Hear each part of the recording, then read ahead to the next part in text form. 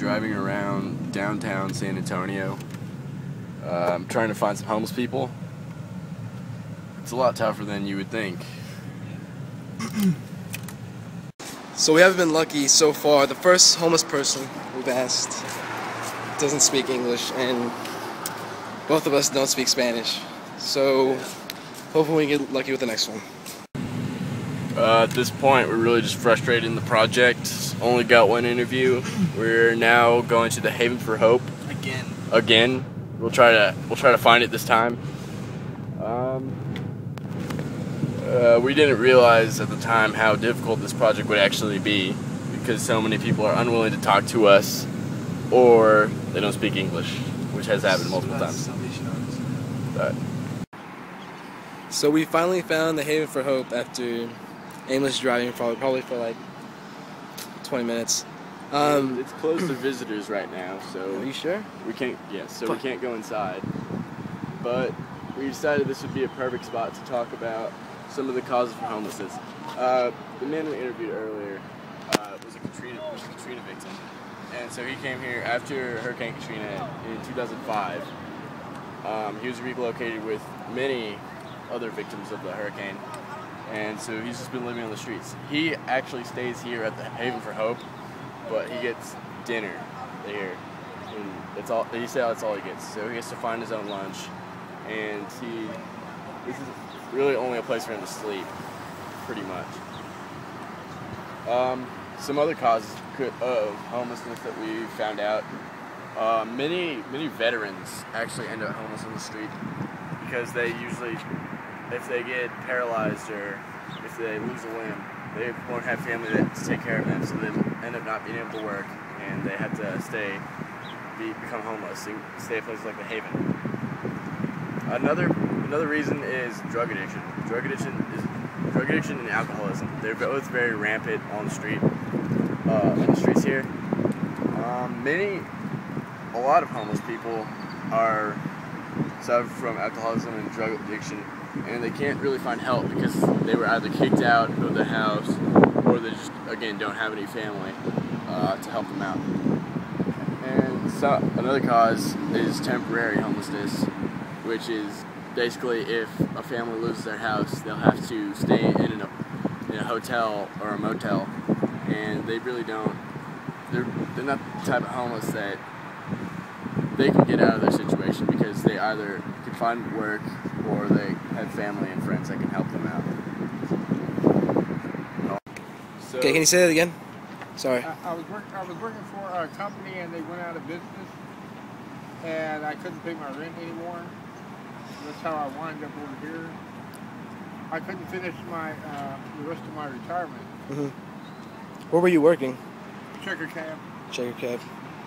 And how long have you been here at the Haven for Hope? About a year. About a year. And before that, or is that when you lost? Before that, I was at the Salvation Army. Salvation Army. So how long have you been out of work and without a home? About 6 years. Mm-hmm. About 6 years. And how is it, like, I guess, on the streets? Like how do you get treated by? Well, I basically am living in shelters now because I don't have enough money to pay the rent like I had before. And at first it's a shock. And then you have to get used to it, and you have to get orientated. And you have to go back to school, get certificates, training. And have you gone back to school? Yeah, and I'm working back on a payroll plan. Not a payroll, but a payroll plan to get paid. Over here in men's laundry. And I also have a case manager and a job coach. And they're helping me out. Hopefully I can get back on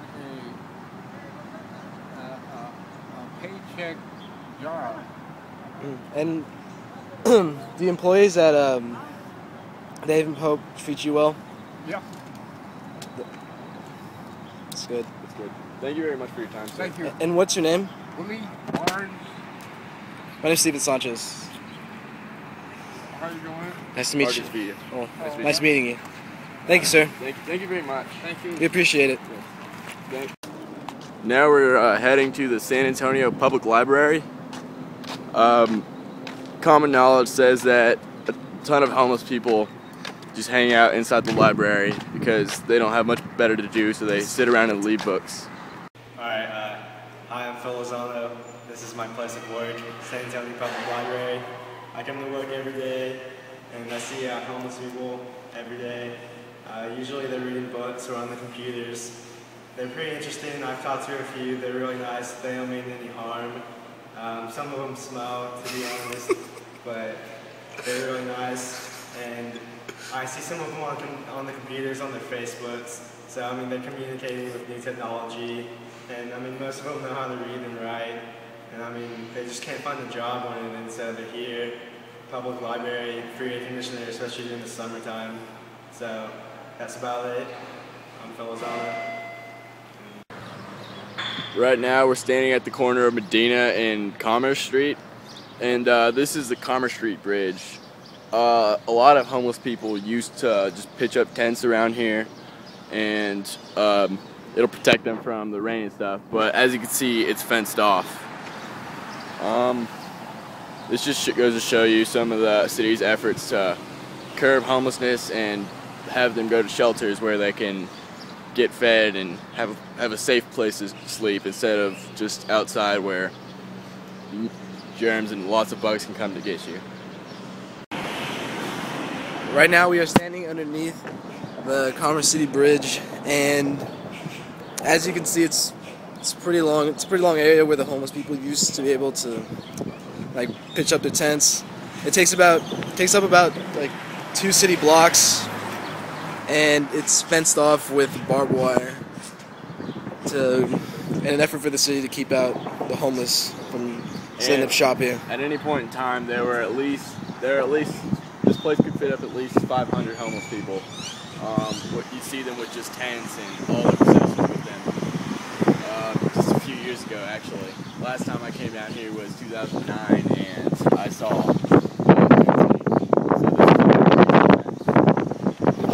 They were good. 1, 2, 3. yeah, I had a little surgery on my hip a couple years back. That's all, and pretty much lost everything in my recovery. Lost everything. And when you do get something up, the homeless at the shelter steal everything you own. When you got nothing, they steal nothing. Mm-hmm. And that's about it. Can't get nobody to hire a man. Applied for SSI and won't get it. They keep denying you.